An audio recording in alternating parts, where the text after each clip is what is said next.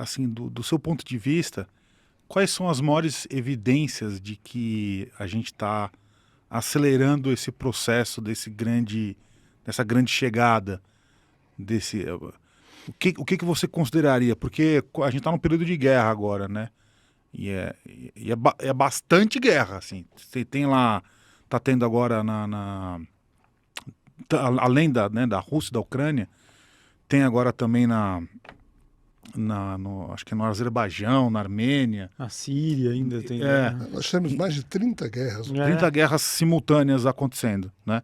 E é Aqui a justamente. gente tem uma guerra não declarada, né? Tá todo Tem mundo... também, tem uma guerra não declarada, né? Tem de tudo.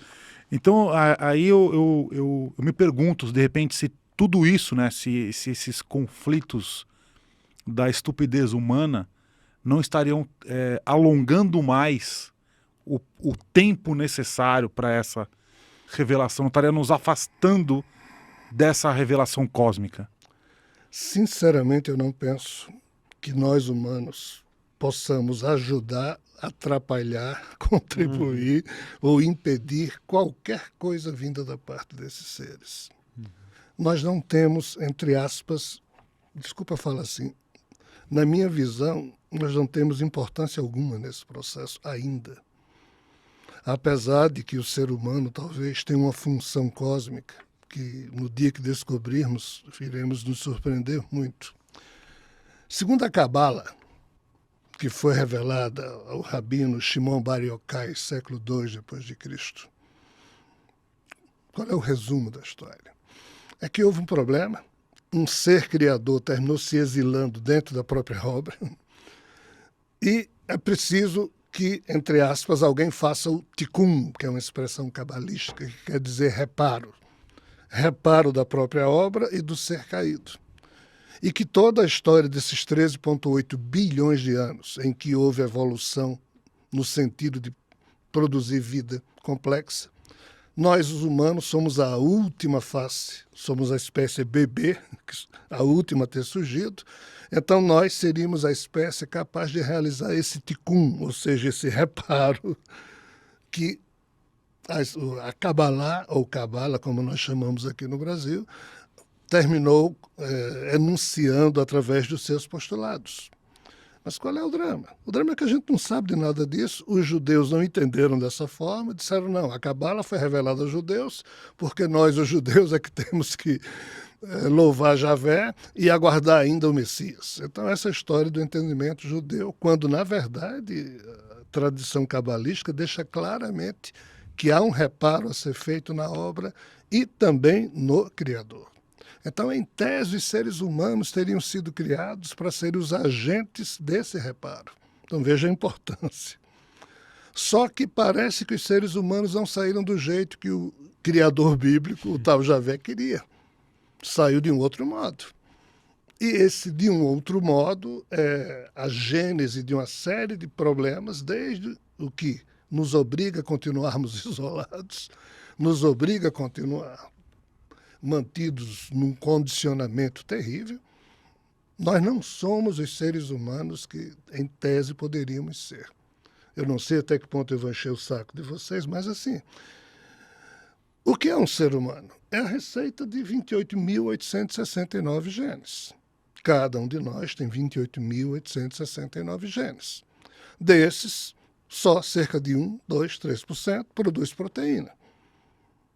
Essas proteínas são exatamente os tijolos que movem, que formam os corpos da gente e tudo mais. Então, assim, o que for produzido de proteína produz ser humano.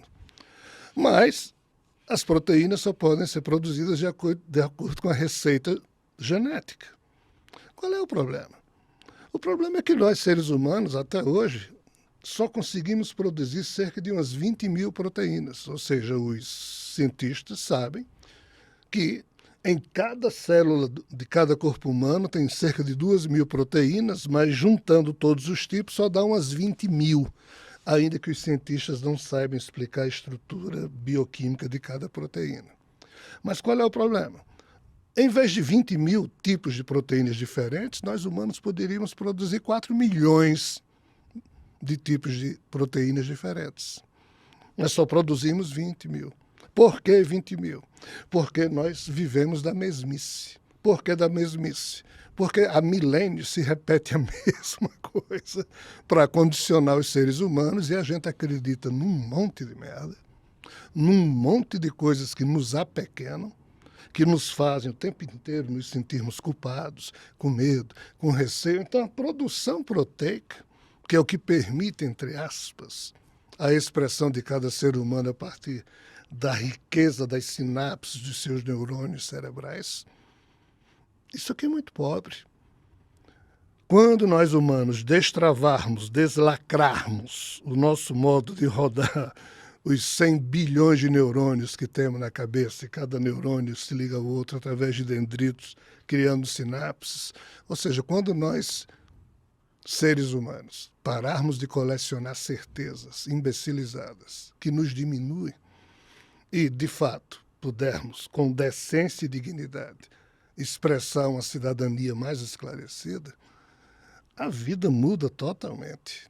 E, entre aspas, em mudando totalmente, nós vamos ter um susto grande, porque a gente reza para Deus, para Jesus, para santos, para espíritos, espera que extraterrestres venham de fora para resolver nossos problemas, quando nós somos, entre aspas, os habilitados a resolver os problemas deles, já que estes, ou seja, estes problemas foram inoculados na condição humana lá atrás. Nós somos cobaias que portamos um DNA doente da doença desses seres e como eles faliram, nós é que temos que, em sofrendo as dores dessa doença, evoluir, descobrir os remédios, criar novas posturas mentais para então, em resolvendo o problema no nosso DNA, resolve no DNA deles.